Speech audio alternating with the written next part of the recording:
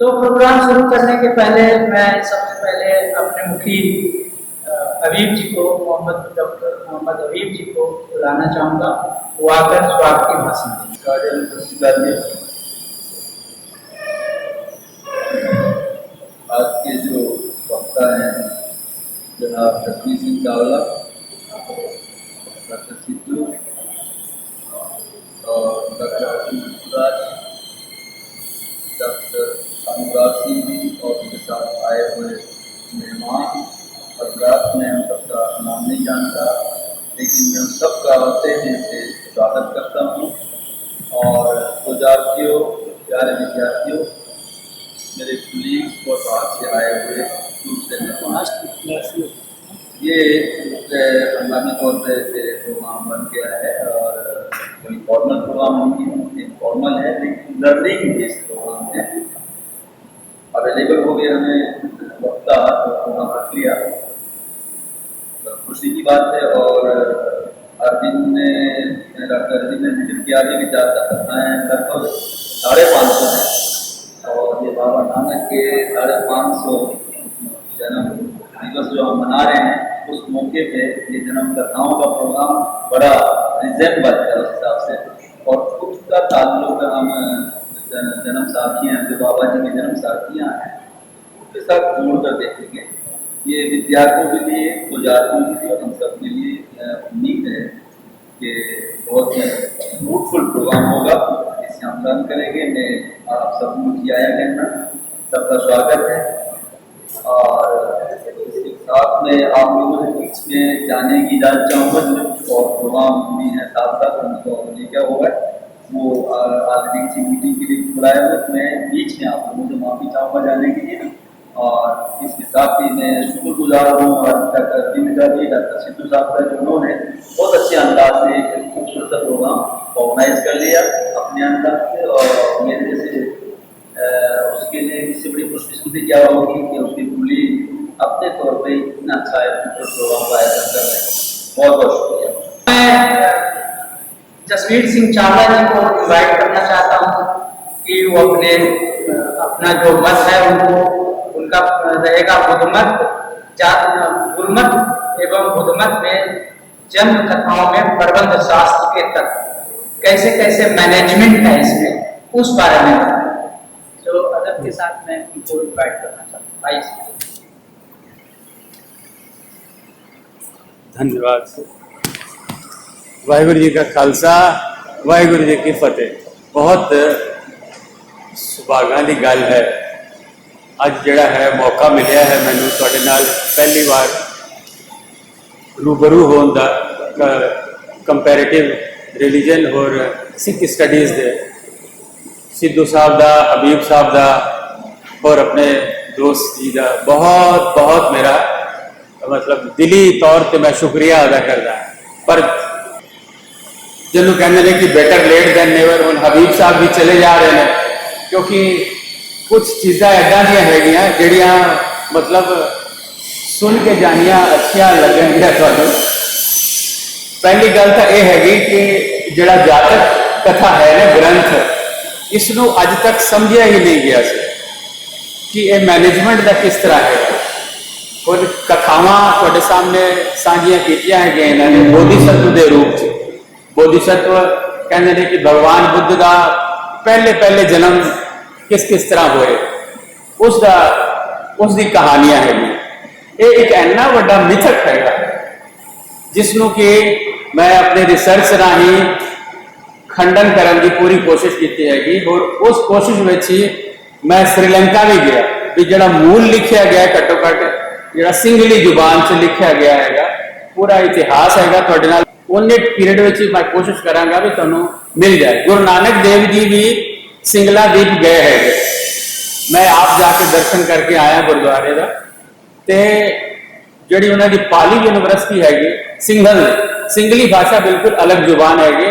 मैं सिद्धू साहब ने दी है रिसर्च की किताब दी है उन्होंने, उसकी बनतर देख सकते हो भी सिंगली की जी बनतर हैगी पाली नालों बिल्कुल, पाली की देवनागरी लिपि हैगी, देवनागरी लिपि तो बिल्कुल अलग है, तुसी कभी देखना। और उस सिंगली जड़ियां है कहने में 8 कथावां मूल रूप च सिंगली च लिखिया गई सी।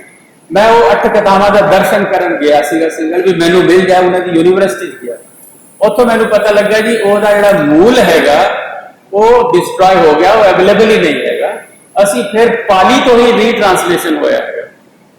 बुद्ध घोष इतों के एक बहुत बड़े विद्वान से जिन्हों का विशुद्धि मग डॉक्टर साहब जी मैं लाइब्रेरी बैठा हुई देख रहा था उस भी वही आया है कि बुद्ध घोष सिंगल गए श्रीलंका ते क्योंकि बड़िया चीज़ा बहुत इंटरेस्टिंग है और जदों आदमी गहराई जाता है तो बहुत चीज़ा खुलदियाँ है कि ये गल ही गलत हैगी है ना। इसनू तो लिखिया इस करके गया सीगा और लोगों ने प्रचार इस करके होर तरह का प्रचार कर दिता है क्योंकि कोई गल 50-60 साल की तो है नहीं 2500 साल हो गए है ना। भगवान बुद्ध थे BC 562 BC च उन्होंने जन्म होया उस वेले कहानियां ओरल ट्रेडिशन चलदियां रही बाद च लिखिया गई।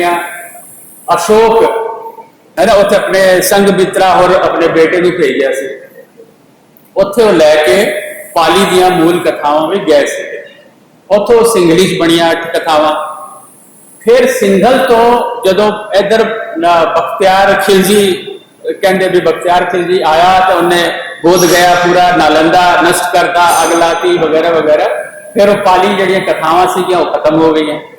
उधर सिंगल तो फिर दोबारा पाली च हुई और पाली तो रीट्रांसलेशन अज की डेट से सिंगल च जाओ तो वो कहते भी ये ट्रांसलेटेड हैगा पाली चो ट्रांसलेटेड हैगा।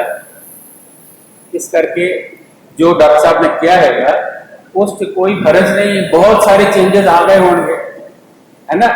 ट्रांसलेशन रीट्रांसलेशन और वक्त की गर्दिश ने सब पॉसिबल है बट एनीवे जड़ा वह मूल हैगा ना प्रबंध इस तरह और गुरु साहब की साखियां मैं जो जब तक 8 कथा से काम कर रहा सी और डिग्री भी मैंने मिल गई फिर लोगों ने कहा भी तुम जन्म साखियां तो क्यों नहीं करते। मैं कहा सर जन्म साखियां का उद्देश्य जड़ा है जड़ा मूल रूप हैगा वो इस करके नहीं लिखिया गई कि भाई तुसी मैनेजमेंट पढ़ाने वास्ते ये कहानियां पढ़ो। अज तुसी मैनेजमेंट जो क्लासेस चलदियां है उस केस स्टडी पढ़ाते हैं पर केस स्टडी में ये नहीं पढ़ाते भी ये जन्म साखी का इस तरह विवरण करके पढ़ाया जाए। फैक्ट्री के एग्जाम्पल ले जाते हैं कि फलाना ABC फैक्ट्री या XYZ फैक्ट्री उस पर्सनल मैनेजमेंट की कोई प्रॉब्लम है उसको डिस्कस करते हैं वगैरह वगैरह। पर एक जमाना सीगा जदों विहार यानी मोनेस्ट्री विच जड़े भिक्षु होंदे सी उन्होंने पढ़ाइया जांदियां सी कहानियां जिहड़ी जातक 8 कथावां सीगियां ये पढ़ाइया जांदियां सी उन्हां च ये डेवलप करने वास्ते कि मैनेजमेंट किस तरह करना चाहिए। हुण मैनेजमेंट जिहड़ा है विहार तुसीं समझ रहे हो विहार की होंदा है प्रवृत्तियां लैंदे है बुद्ध धर्म से जिहड़ा शामिल होंदा है वो उसनूं बाकायदा प्रवृत्तियां लैके उसका एक की कहते हैं कि एक एग्रीमेंट बनता है वो बोलता है। इस तरह असं जो अमृत छकाने तो एक नियम बनते है ने भी तू ये मर्यादा हैगी ये रह मर्यादा हैगी इसका तू पालन करना हैगा वगैरह। सिमिलरली जो संघ विच कोई बंदा शामिल होता सीगा तो संघ विच ये नियम बनाया गया सीगा भिक्षु जड़ा है वो एक घर तो जाके देगी एक बार जाके मंगेगा भिक्षा मंगेगा एक टाइम ही उसको जो मिल जाए उसको वही एक्सेप्ट करना है वही सारे 24 घंटे वास्ते वही खुराक है। तपस्या करनी है श्रमण धर्म में कहते हैं श्रमण धर्म मतलब श्रम करना है मेहनत करनी है उस तो बाद तुसी उस तुहानू स्पिरिचुअल जड़ा इनलाइटनमेंट मिलेगी। दुनिया तो अलग हो गए संघ में रहते हो वो पूरे बुद्ध शासन जो डिसिप्लिन है जिहदा पूरा एक डिसिप्लिन विनय पिटक पढ़ोगे तो विनय पिटक जो पूरे डिसिप्लिन के नियम दिते हैं ये तुहानू मनना है। फिर वो भिक्षु का धर्म पालन करते हुए तुसी अरहत पद तक पहुंचोगे। ठीक है जी। हुण जदों भिक्षु बैठे है बुद्ध उन्होंने हेड है समझो वाइस चांसलर या डायरेक्टर या जिस जो भी उस समय उन्होंने नाम दिता सीगा शास्त्रा। शास्त्रा यानी प्रिंसिपल टीचर। बुद्ध उन्होंने समझा रहे हैं भी अगर इस तरह का दोष आ जाए, जिस तरह ये बोधिसत्व की इन्होंने कहानी दसी है, तो किस तरह इसका मैनेजमेंट करोगे। मैं एग्जाम्पल तुहानू लियावांगा, कहानियां ते आवांगा, सुनावांगा, पर उस तो पहला ये चीज तुहाडे जानने वास्ते बहुत जरूरी है कि अच्छा मेरी गल साहब समझ आ रही है ना, सारे पंजाबी तो समझ लेंगे है ना। पंजाबी मैं जान बुझ के बोल रहा है क्योंकि बहुत सारे ऑडियंस मैं पहली बार ऑडियंस मिले जिससे मैं पंजाबी च गल कर रहा हूं, ठीक है ना सर, अलाउड है ना। अच्छा जो मैं बंगाल से जाना तो मैं बंगाली च उन्होंने समझाना है, क्यों, यदि वजह यह है क्योंकि तुसी चीज को अजे ठीक तरह जातक कथाओं को समझे ही नहीं है। खैर जदों ये जातक कथावां बनिया सीगियां उदों उन्होंने परपस सीगा मैनेजमेंट की शिक्षा देना, किस तरह मैनेज करी दे। हुण तुसीं कहोगे कि भिक्षु को की मैनेजमेंट की लोड़ होगी, वो तो संघ में जाएगा, उन्हें की मैनेज करना है। लाइफ का मैनेजमेंट चाहे वो बाहर हो या अंदर हो, लाइफ का मैनेजमेंट तो जरूरी है ना। कितना खाना है, हूँ मान लो मैं नियम बनाता, रूल बनाता एज ए प्रिंसिपल टीचर कि भाई तुसी एक घर ही जाना है, उतो जो मिलेगा वही तुहाडे कर्मा जाएगा, वही तुसी लेना। हुण मैनू भुख लगी है, मैं की करा, मैं दूसरे घर से जाकर मांग लिया, ठीक है, उसको कुछ मिलिया नहीं, मैं तो नियम का भंग करता, नियम तोड़ दिता है। उसका मैनेजमेंट किस तरह हो। जदों बुद्ध धर्म का प्रचार कर रहे थे उदों तुसी मतलब हैरान हो जाओगे कि उन्होंने बहुत सारी पार्टीज उन्होंने अगेंस्ट सी, पूरा ब्राह्मण जो तबका है वो उन्होंने अगेंस्ट सी भी ये धर्म असी चलन नहीं देना है। बुद्ध जबरदस्ती कर रहे भी साडा जो बिजनेस है, साडी जिहड़ी रोजी रोटी है, जिहड़े असीं यज्ञ करते हैं, जिहड़े अन्ना धंधा साडा चल रहा है, ये सारा मिट्टी कर रहे हैं। तुसीं इतिहास में जाओगे तो ये चीज़ां मिलणगियां और खुद उन्होंने परिवार विचों ही बहुत बड़ा एक संकट देवदत्त के रूप च आंदा है। बुद्ध ने कभी अपनी जिहड़ी प्रिंसिपल क्वालिटीज हैगी, मतलब अपना जड़ा धर्म का प्रचार कर रहे हैं, करुणा, अहिंसा, दया, ये चीज़ों को मुख रख रहे हैं। तुसीं देखोगे जो पंचशील है, पंचशील किधरे भी जपजी साहब तो अलग नहीं है, सेम चीज़ा गुरमत हैगी। पर बुद्ध उस समय, बुद्ध पहला होया, नानक बाद में होए। बुद्ध ने जो चीज़ा कही है इन दिस वे और द अदर वे, वो सेम चीज़ा तुसीं धर्मपद दियां चीज़ा तुहानूं जपजी साहब च मिल जाएंगे। सिख धर्म कोई उस तो अलग नहीं है, बुद्ध मत तो कोई अलग नहीं है। फर्क कितने आ जाता है, एक तो पीरियड बहुत लंबा है, 2500 साल गुजर गए, 2500 साल से किन्ने हमले होए हिंदुस्तान च, किन्ना कुछ बदल गया है। एक नवा रूप जो देना है वो तो किसी महापुरुष का ही काम होता है ना। वो महापुरुष थे नानक, उन्होंने चीज़ों को किस तरह करके फिर जनता स्टैबलिश किया है। तुसीं जो इतिहास पढ़ोगे तो पता लगेगा बुद्ध का किस तरह पतन हो गया, बुद्ध धर्म का पतन होया है। बाहरले देश फल रहे हैं लेकिन हिंदुस्तान से एकदम मिट्टी हो गया। फिर तो दोबारा ब्राह्मणवाद आया, फिर तो चीज़ा जड़ियाँ हैं मतलब मांग कर दिया से कि फिर तो चेंज आवे। वो चेंज जड़ा है महापुरुष गुरमत ने लिया के खड़ा किया। हुण सवाल ये पैदा होता है कि जड़ियाँ कहानियां है उन्होंने मत मतांतर विच की हिस्सा है, उसका ये हिस्सा है। अज मैं तुहानूं ये चीज़ साझा करके कह रहा, सपोज करो असी खालसा धर्म की शिक्षा दे रहे हैं कि ये तुहाडियां रहत मर्यादा है, तुसी कुट्ठा नहीं खाना, पर आंदा है ना कि कुट्ठा नहीं खाना। और अगर ये कुट्ठा कोई खान लग पवे या गलती नाल या सही तरीके नाल किस एक रूल ब्रेक हो गया ना, एक मर्यादा तुहाडी गलत हो गई, हुण उस आदमी नूं की सजा मिलनी चाहिए। तनखैया जो साडे मर्यादा के हिसाब नाल असीं जो सजा करते हैं, बुद्ध ने भी उदा सोचा होगा।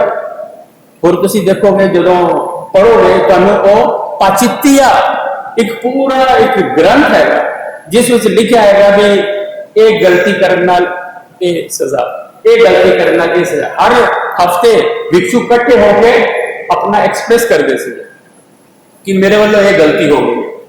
जिस तरह क्रिश्चियनिटी तुसीं जानते हो तो प्रिस्ट के सामने एक बंद केबिन च वो की उन्होंने कहते हैं कन्फेशन कर रहा है कि मेरे तो ये गलती हो गई। इस विच बहुत बड़े मैनेजमेंट की तरीका जरा बुद्ध ने लग्या सीगा वो ये सी कि वो उन्हों का मत कहता है, मेरी गल सुन रहे हो ना सारे ध्यान नाल, वो ये कहते भी किसी का दिल नहीं दुखाना, जो कोई गल इदा नहीं करनी है कि दूसरे का दिल दुखे, प्यार नाल काम करना है, अहिंसा नाल काम करना है ना। और जिस वजह नाल उस भिक्षु विच ये लालच पैदा होया है कि वो होर घर च जाके मंगे, वो नियम का पालना ना करे, वो की वजह है उधर उस चीज से पिन पॉइंट करते हैं। उस जातक कथा एक 500 कहानियां आएगी, 547 550 मान लो, चलो 550 कथावां विच तुसी कोई भी कथा ले लो, उस च बुद्ध का कोई भी किरदार इस तरह का नहीं है जिथे वो किसी नाल गुस्से नाल गल कीती होवे, किसी भिक्षु नूं अपने संग चो कढ़ दिता हो, जां उसके कोई पेनल्टी लगी हो, है ना। उन्होंने जो मकसद है मैनेजमेंट का किस तरह का है, साइकोलॉजिकल चेंज। उस भिक्षु जड़ा गलती कर रहा है उसका वो जी मूल वजह है उसको चेंज करना है। मन जीते जग जीत, जे उसका मन को असी काबू कर लिया, उसकी मन की जी साइकोलॉजी है उसको चेंज कर दिता, तो उस आदमी में चेंज आप ही आ। और तुसी इन्हां कहानियां च देखोगे कि पशु पक्षी की जिस तरह कहानियां कही हैं, पशु पक्षी की कहानी का एक मतलब एग्जाम्पल देके वो क्यों किया गया। हर जातक कथा में ये तुसी देखोगे 2 पार्ट बड़े इंपॉर्टेंट है, पचुपन वत्थु ते अतीत वत्थु। कोई भी कहानी जातक कथा भी तुहानू मार्केट में अज की डेट च पूरी नहीं मिलती, उस कट पीस बनाया है। एक जातक कथा सब तो कंप्लीट जी है कि 5 हिस्से है, उस अतीत वत्थु जी कथा है वो कट ले, जिस बांदर की कहानी, मगर की कहानी, खरगोश की कहानी, वो सारे एग्जाम्पल देते हैं कि समझाने वास्ते, एक प्रॉब्लम को सॉल्व करने वास्ते। वो प्रॉब्लम कितने है, फर्स्ट पार्ट में दसिया 55 वत्थु वो प्रॉब्लम दसी गई है